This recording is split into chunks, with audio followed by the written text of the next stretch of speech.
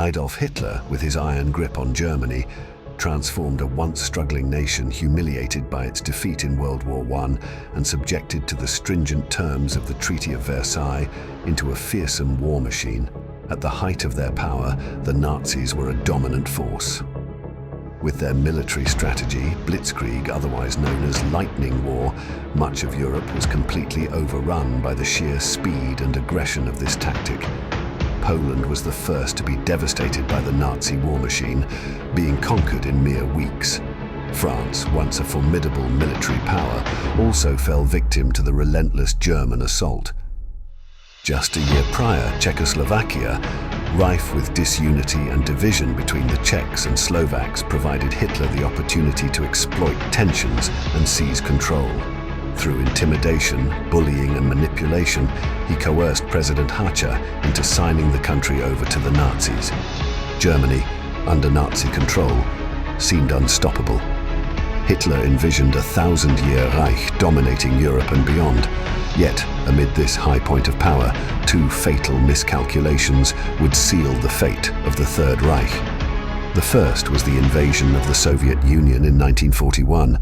The second was the declaration of war on the United States, leading to Germany now fighting on two fronts with already poor, overextended supply lines. These strategic blunders would turn the tide against Hitler, leading to the fall of Nazi Germany. Join us as we explore the dramatic collapse of the Nazis and the relentless march of the Allies that brought an end to one of history's most tyrannical regimes.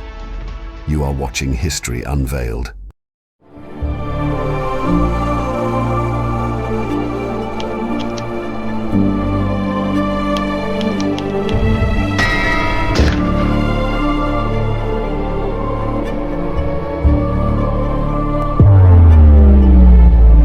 I have a dream.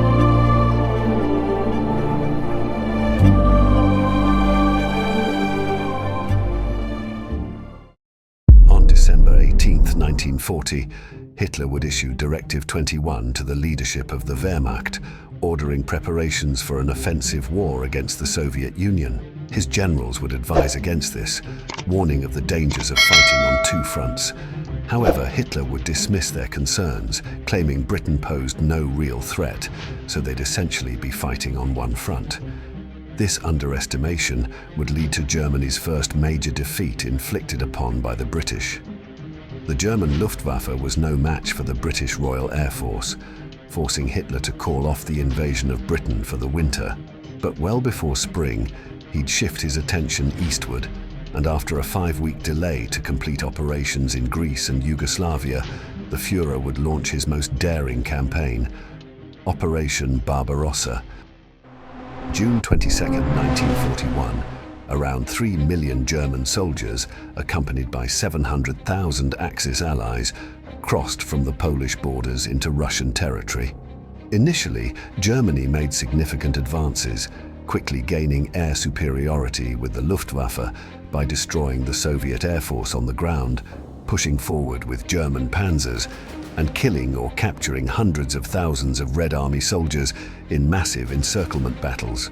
However, these early victories were short-lived, and by July 1942, the tide would begin to turn as German supply lines would reach their breaking point. Germany logistically did not have a consistent flow of resources needed to properly equip, fuel, arm and move forces effectively. Additionally, with so much distance to cover and the transportation of supplies becoming increasingly difficult, the Germans had to halt their advances for weeks at a time, significantly hindering their overall progress. By the 17th of July 1942, Friedrich von Paulus's Sixth Army would move in to capture Stalingrad. This would be one of the most brutal and decisive battles of the Eastern Front. Compared to the Red Army, which was well equipped for urban warfare, the German army was no match, as they lacked experience in urban combat and were completely reliant on blitzkrieg that had brought them success thus far. The urban environment negated many of the advantages of the German blitzkrieg. Additionally, Red Army snipers would play a critical role in this battle, inflicting heavy losses on German soldiers. By mid-November 1942, having endured starvation, malnutrition, and severe frostbite from the brutal Russian winter, coupled with Hitler's insistence on the Sixth Army to continue fighting and ignoring any request for retreat, more than 220,000 German soldiers would find themselves encircled by the Red Army, who'd launched a counter-offensive dubbed Operation Uranus. By the 2nd of February 1943, the Sixth Army would surrender. Approximately 250,000 German soldiers would be killed, and the total Axis casualties is estimated to be 800,000. Furthermore, 91,000 German soldiers would be taken prisoner. This would halt German advances and lead to a series of Soviet offensives that would push Germany back to Berlin. While the Eastern Front was bleeding Germany dry, the Western Allies were preparing for their own critical assault.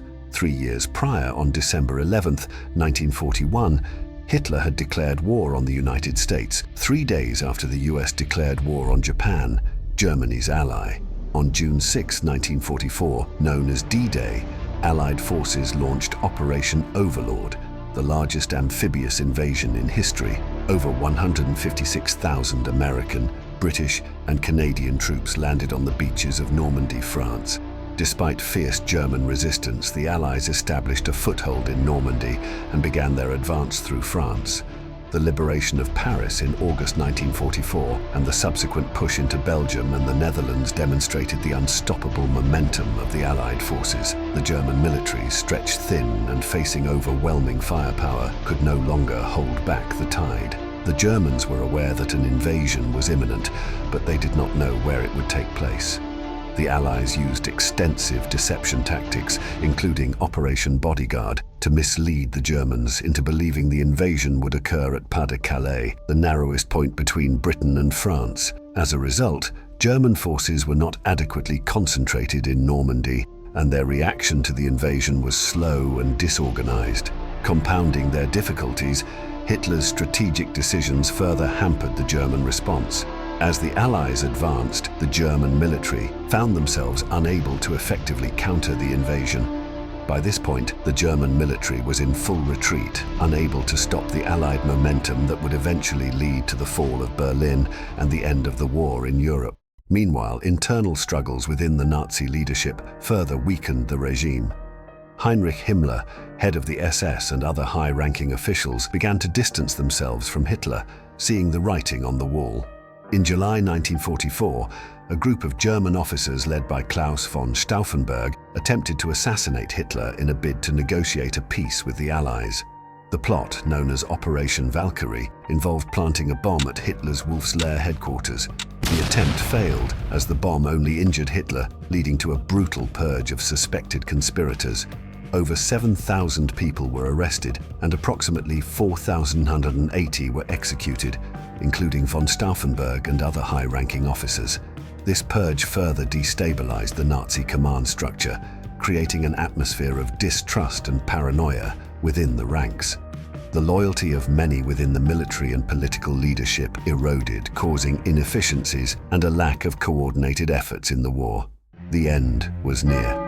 The Battle of Berlin began in April 1945, with Soviet forces encircling the city. The German defense was marked by a tragic desperation, as Hitler issued a call to arms for all able-bodied men, leading to the enlistment of the Volkssturm, a militia composed of older men and boys as young as 12. These inexperienced and poorly equipped defenders fought desperately to defend the capital. The Soviets, determined to capture the heart of Nazi Germany, launched relentless artillery barrages and airstrikes, reducing much of Berlin to rubble. Amid the chaos, Hitler and his inner circle retreated to the Führerbunker beneath the Reich Chancellery. As Soviet forces closed in, the reality of defeat became undeniable. On April 30, 1945, with Soviet troops only a few blocks away, Hitler committed suicide alongside his wife Eva Braun, whom he had married the day before. Hitler's propaganda minister Joseph Goebbels and his wife would commit suicide shortly after, killing their 6 children before taking their own lives. The remaining German forces continued to fight, but their resistance was futile. By May 2, 1945, General Helmuth Weidling, the commander of Berlin's defenses, surrendered the city to the Soviets. The Battle of Berlin was a devastating conclusion to the war in Europe, marked by immense loss of life and the complete destruction of the German capital. The fall of Berlin signaled the imminent end of World War II in Europe, leading to Germany's unconditional surrender on May 8, 1945, known as VE Day, Victory in Europe Day. With the Nazis defeated, Europe lay in ruins, with millions dead and displaced. The legacy of the Nazis serves as a stark reminder of the horrors of war and the dangers of totalitarianism. The sacrifices made by millions to defeat this regime underscore the enduring importance of vigilance in the face of tyranny. The Holocaust will forever go down as one of history's most heinous atrocities. 6 million Jews were systematically exterminated in concentration camps across Europe.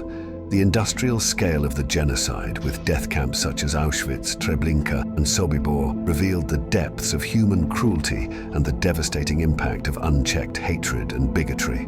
In the aftermath of the war, the Nuremberg trials were established to hold Nazi leaders accountable for their crimes. Heinrich Himmler, the head of the SS and architect of the Holocaust, attempted to escape justice by assuming a false identity. However, he was captured by British forces and, realizing that he would face trial, committed suicide by ingesting a cyanide capsule on May 23, 1945. Herman Goring, commander of the Luftwaffe, was also captured and tried at Nuremberg. Goring's behavior during the trials was marked by arrogance and defiance, often displaying a childish demeanor in court. He was found guilty on all counts, including crimes against humanity, and was sentenced to death by hanging. However, on the night before his scheduled execution, Goring committed suicide by ingesting a cyanide capsule smuggled into his cell. The Nuremberg trials set a precedent for international justice, establishing that those who commit atrocities would be held accountable, regardless of their position or power.